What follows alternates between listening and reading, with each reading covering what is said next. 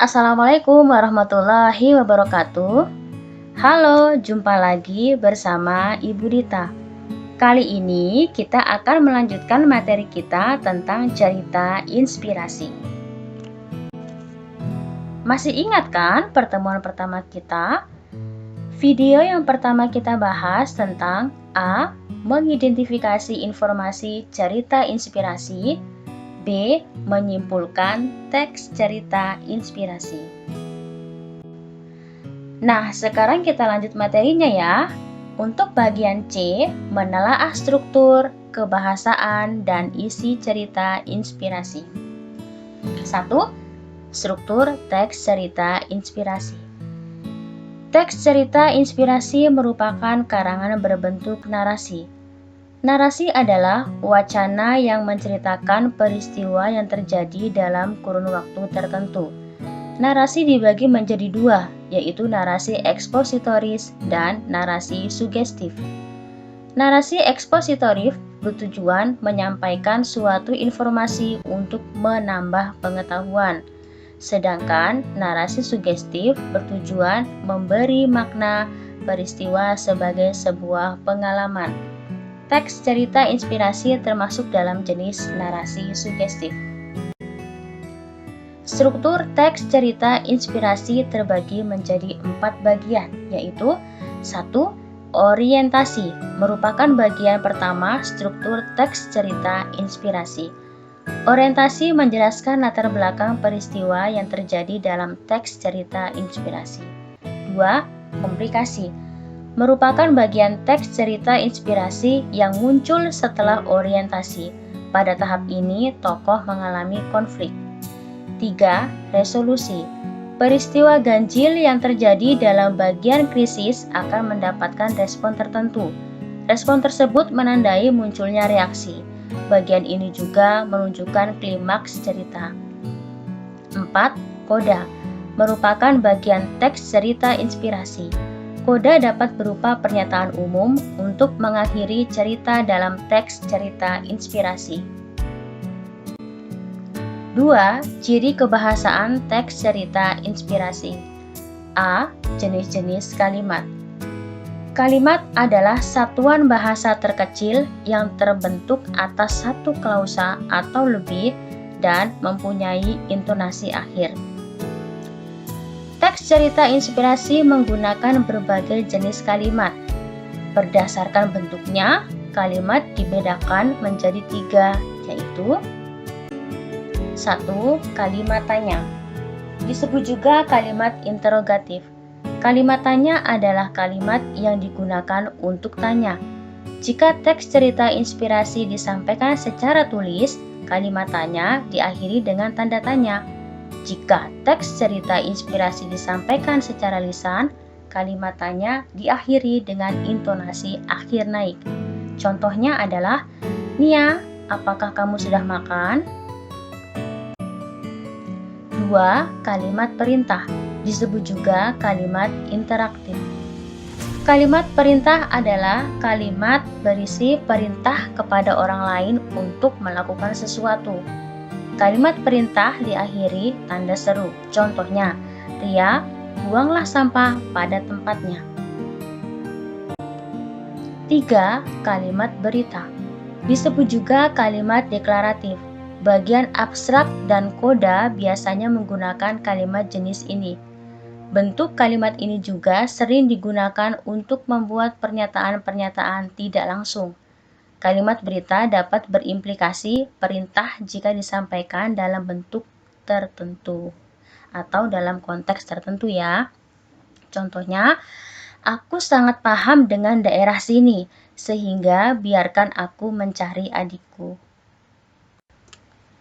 B. Konjungsi.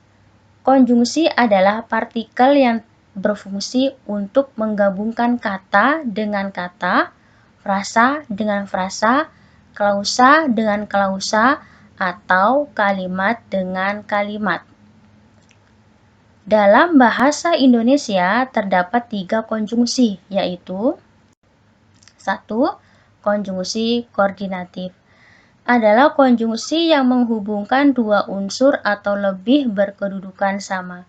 Contoh konjungsi ini adalah kata dan, serta, atau, tetapi, melainkan, padahal, dan sedangkan. Contohnya, Ani akan pergi ke pantai, sedangkan Ani sudah berjanji pada ibunya untuk menemani ke pasar. 2. Konjungsi korelatif adalah konjungsi yang menghubungkan dua kata, frasa, atau klausa yang memiliki kedudukan sama. Contoh konjungsi ini adalah baik, maupun, tidak hanya, tetapi juga, bukan hanya, melainkan juga, demikian, sehingga, entah, dan jangankan pun. Contohnya, Andika bersikap baik kepada temannya, tetapi berbanding terbalik kepada adiknya. 3. Konjungsi subordinatif adalah konjungsi yang berfungsi untuk menghubungkan induk kalimat dengan anak kalimat. Konjungsi ini biasanya terletak di bagian awal kalimat dan diberi tanda koma di belakangnya. Contoh konjungsi ini adalah walaupun demikian, kemudian, setelah itu, namun, sebaliknya, oleh karena itu, dan demikian. Contohnya, Zia pergi ke supermarket dengan ibunya. Namun, ia lupa kalau ada janji dengan temannya. 3. Unsur-unsur kesastraan. Unsur-unsur kesastraan meliputi dua bagian, yakni 1. Unsur intrinsik sebagai karangan berbentuk narasi. Teks cerita inspirasi memiliki unsur-unsur intrinsik. Unsur-unsur intrinsik yang terdapat dalam teks cerita inspirasi adalah tema, alur, penokohan, sudut pandang, latar, dan amanat. 2. Unsur ekstrinsik adalah unsur-unsur di luar karya sastra. Unsur ekstrinsik ini memengaruhi karya sastra secara tidak langsung, misalnya kondisi sosial budaya masyarakat sekitar.